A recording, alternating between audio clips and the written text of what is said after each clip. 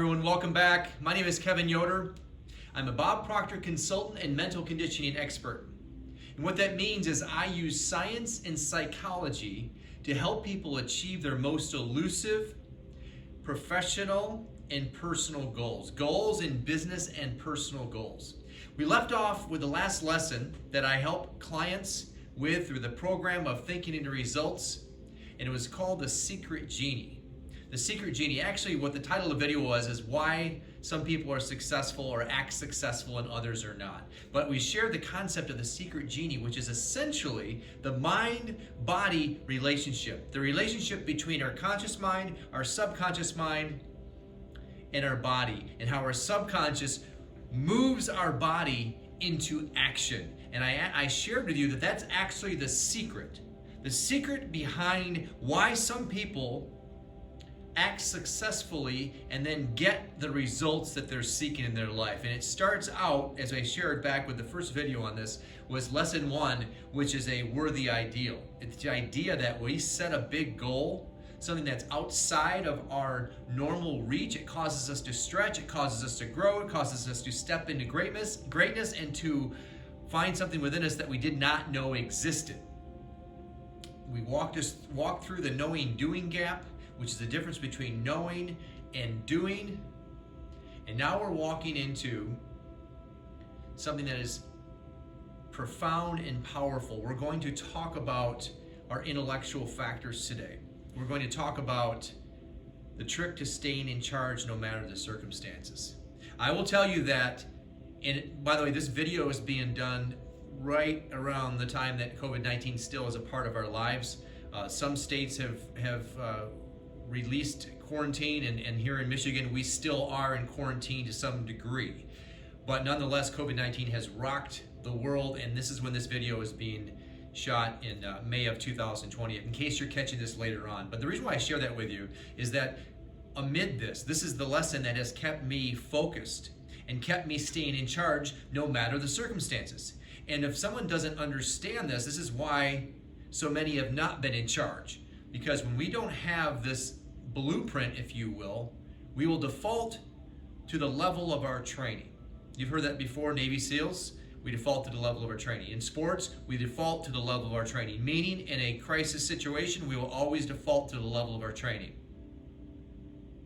Insert worldwide pandemic, no training around mindset, people will default to the level of their training, which is nothing, and therefore anarchy, confusion, isolation, worry, doubt. You see all that?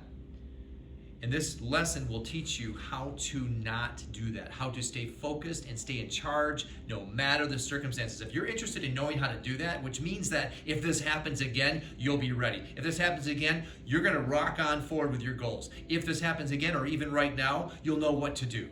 So stay tuned. I'm going to share with you the strategy behind staying in charge no matter the circumstances. I'm going to give you a quote from Napoleon Hill. I usually start off with a quote so you can get some perspective on what the brilliant minds of the turn of the century were thinking about these topics, because that's where most of this material came from.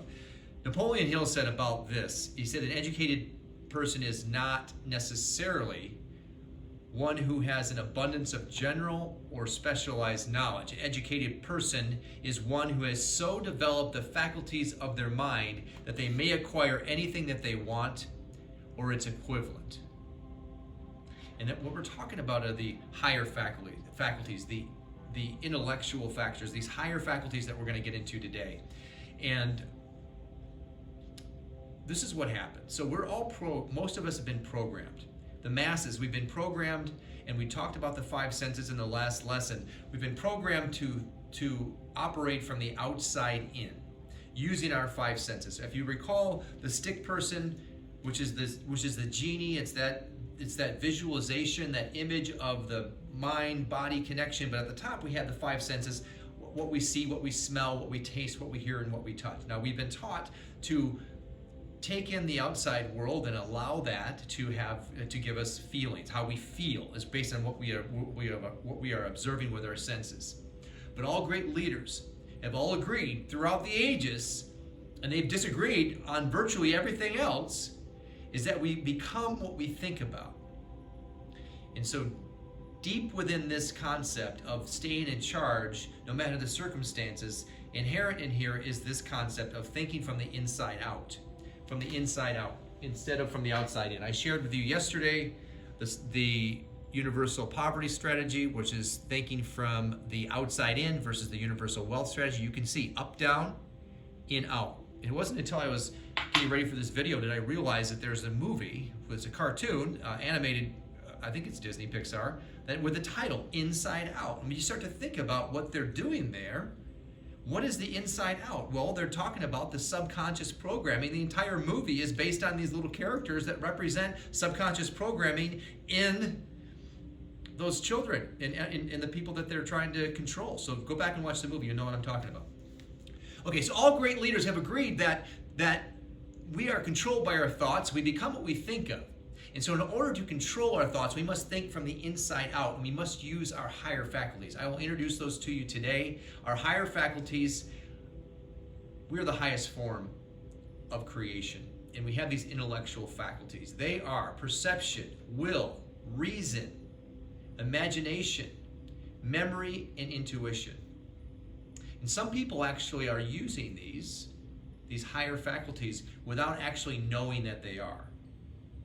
So they would be called what we call unconscious competence. And so they are aware, they are using these, but they're not aware that they are, and they can't, so not good or bad, just they're not able to transfer that to someone else. They're not able to transfer the knowledge to someone else, which is, it's really a nice thing to be able to do.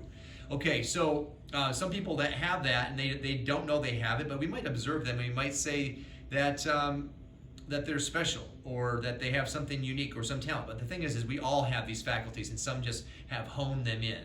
And this lesson is about honing them in, understanding what they are, these higher faculties, and how to hone them. And this program with Thinking and Results, that's what it has taught me how to do, is to increase my aptitude with all of these higher faculties.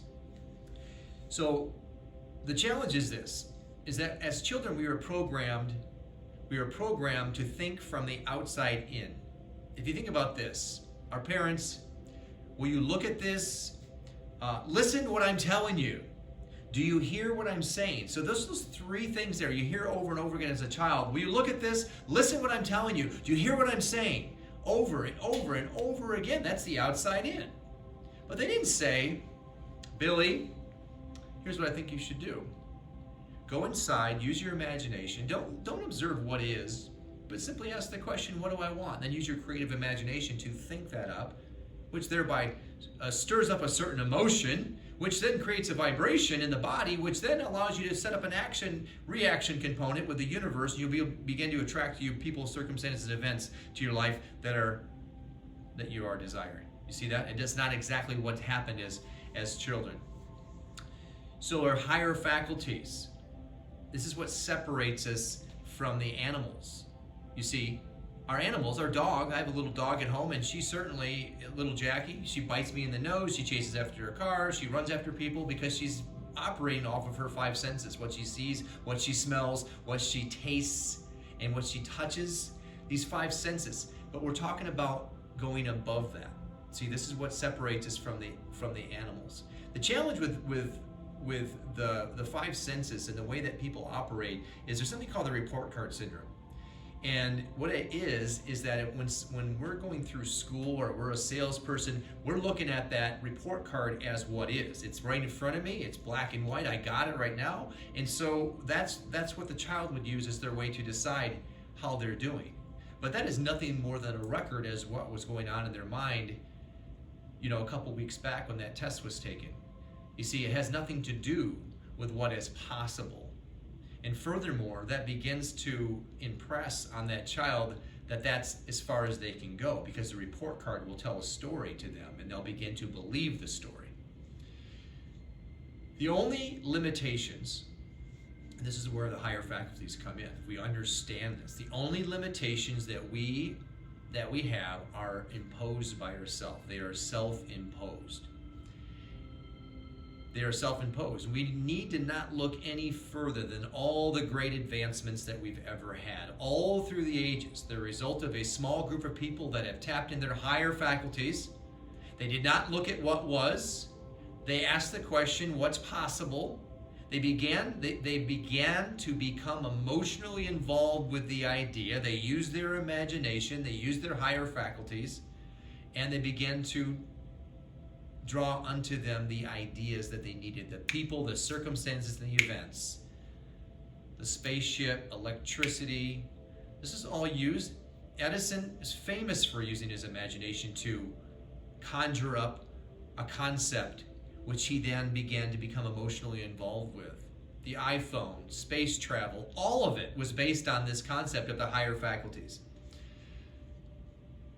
So with using the higher faculties, you too can release and remove your limitations. Let me give you an example of the use of some of these faculties. So reason, for example. Reason gives us the ability to think. Thinking is our highest function. We can reject or accept an idea through our thoughts. We can reject an idea through our thoughts. So when we understand that most of the world, I'm trying to give you some more information on this, but the masses think outside in, and 3% think inside out. Okay, 5 senses, either you're going to use your 5 senses to feel your way through a situation or life, or you're going to use your higher faculties. The report card syndrome is when we observe what's right in front of us, and then our higher faculties are what separates us from the animals. But consider this, that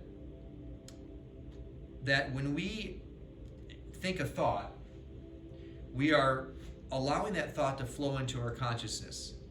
And from that moment, we can decide if we are going to become emotionally involved in that or not, or we can reject it. Now, this is getting back to staying in charge no matter the circumstances. This is at the heart of it. Staying in charge no matter the circumstances requires us to simply acknowledge it as there's neither good or bad or right or wrong or up or down or black or white. It just is. And then I can decide what I'm going to do with that. Most people take it in and then become emotionally involved with everything that's come in their way. It's like a 5-lane highway running through their mind. This is controlling what you're deciding to give thought to. And most people, I've had conversations, well, what do you mean? I can't control what I think about. Yes, you can. If you hone in on your higher faculties and you make decisions on what you're going to become emotionally involved in, you absolutely can. So reason gives us the ability to think, to reject or accept an idea. Perception is one's point of view. So there's a story I heard this morning. Someone was telling in a podcast I was watching that this guy was a substandard student. So he was getting C's, I think like low grades all the way through school. Then it came time for him to take his SATs. And when he did, he got his SAT scores back, and they were high. I don't remember the number, but he put him in the higher percentile, okay? And his mom asked him, hey, did you cheat on this? Because she knew what he was capable of, and she knew what he was doing before. And he said, I tried to cheat, but for the way that I was positioned in this room, they wouldn't let me. In other words, he couldn't cheat even though he wanted to. But he got this higher grade. But his report card had shown him before he wasn't capable of that, but now he had the SAT to prove it. So what happened is that his belief system changed, because now he believed that he was that type of person. He went on to Harvard. He went on to Ivy League school. He went on to great things. He accomplished these awesome things as a result of that new changed image. Guess what he found out later on? They did an audit of those SATs, and they shared with him later on that he actually that his score was actually false. It was wrong. The data there was an error in that, and he actually had scored way down. Like, I think it was like 600 or something when he thought he was 1,000. So naturally, we were beginning to see that our belief systems are so strong, and we can be handed those. So our perception is driven off of that. So you think about that. So his perception was that, oh, I'm somebody that is smart now. So then his actions were in alignment. This is so powerful. If you're getting what I'm throwing down here, his actions were then in alignment with that new belief system, which was handed to him. You see how the report card could have been the opposite. If he got the actual SAT score, he would have then acted in accordance with that, rather than this new way. Yeah, that's exactly right. Okay, we have imagination. It creates fantasies. This is the first stage of creation. I'm going to read something to you from Neville Goddard, which talks about imagination. He's talking about how it requires us to step into the state of the wish fulfilled. The wish fulfilled is basically who I want to be. What's the state, or what is the thing that I desire? He said it's the height of folly to expect the incarnation of a newer and greater concept of self to come about by natural evolutionary process, which means we can't just sit here and expect that we're going to morph into that new version of ourselves. He says we possess what the rest of nature does not, fortunately. Imagination, the instrument by which we create our world. It's this first step in creation, using our imagination. Let me walk you through the old model and the new model. So the old model, which is the universal poverty strategy, is what the masses use. So you see here, we start with results, we observe the results, and that gives us certain thoughts. Those thoughts set up a feeling in the body, which is set, that then gives us a certain vibration, and that puts us into action. Of course, those actions are going to be a lower vibration action. We're going to begin to attract to us the people and the circumstances and the events that are born of that low vibration. That's the universal poverty strategy. That's the old model. That's 97% of the population. Let's look over here at the new model. This is 3%. This is the 3% club. If you're acting this way, you are in a rare group. We call it rare air. And maybe it's something to aspire to. And that's the whole point of this video. 3% model, the new model, which is what I coach clients through each and every day all over the world, is the new model. Thoughts and imagination as a starting point rather than current results. We use our imagination, we give thought to what we want, not what we don't want. We look away from what we don't want, we only observe what we do want. We begin to be emotionally involved in that, and that sets up feelings. And then feelings gives us a certain vibration we talked about in the other video, which then puts us out into action, massive action based on inspiration that gives us results. We have improved results, we look at that improved results, and then it sets up a new cycle. And the better it gets, the better it gets, and the better it gets. You see that in this way? This is the universal poverty strategy, spirals down, this spirals up. Another way to look at this would be that this is why the rich get richer and the poor get poorer. Fact, not opinion.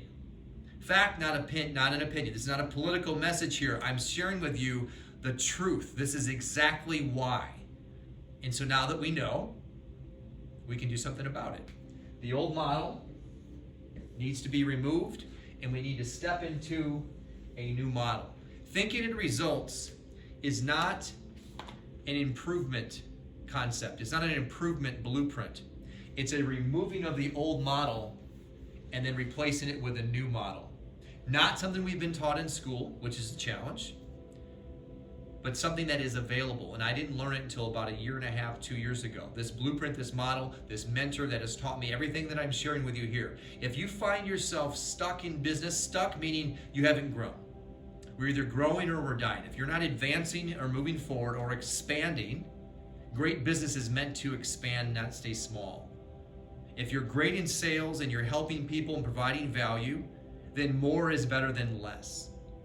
If you love to travel and you only get to go on 2 vacations a year or maybe 1, but you love to do it, then more is better than less.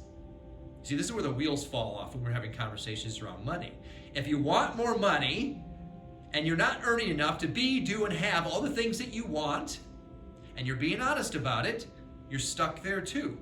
The new model helps us step into, gives us the way to do this. This is the blueprint. This is what I help my clients with each and every day all around the world, thinking in results. This is the blueprint for the entrepreneur, for the business owner, for the person who aspires to be more, to do more, and to have more. Click the link below and schedule a breakthrough call with me. That'll be a starting point. We'll see where we can go with it. I will walk you through these processes each and every day. This is what I help my clients with. I'm their guide, I'm their mentor, but guess what? Bob Proctor, he's like the uncle, I'm just the nephew. I'm the conduit. I'm sharing this information that it's been known about. I mean, Bob has been studying this stuff for over 50 years. Hopefully this video has helped you. Schedule a breakthrough call with me. If you like this video, please do 5 things. I'm going to give you 5 things. Subscribe to my channel so you can get more of this. There's a little bell. You can click on that bell so you're alerted when there's a new video, okay? So subscribe. and hit the bell so you're alerted. Like my video, and cause an effect. And I really appreciate you tuning in to the end here. And hopefully this has served you well. So if you did like it, go ahead and just hit like, and then comment. If you have a question about it, just write it down there. Or you have a comment, like tell me what you're thinking, what you really appreciate about it, what are you confused about, what was the biggest takeaway that you can think of. And then also, finally, this is your part to give. Share this with other people. Share it with those that you think need to hear this, that you think want to step into a new model of a way of being, a way of living, a way of acting, and a way of attracting. Remember, we are just one thought away. You're just one thought away from that breakthrough so that you can begin to live the divine design of your life and your business and your finances. Health, wealth, love, and perfect self-expression. I look forward to seeing you next time.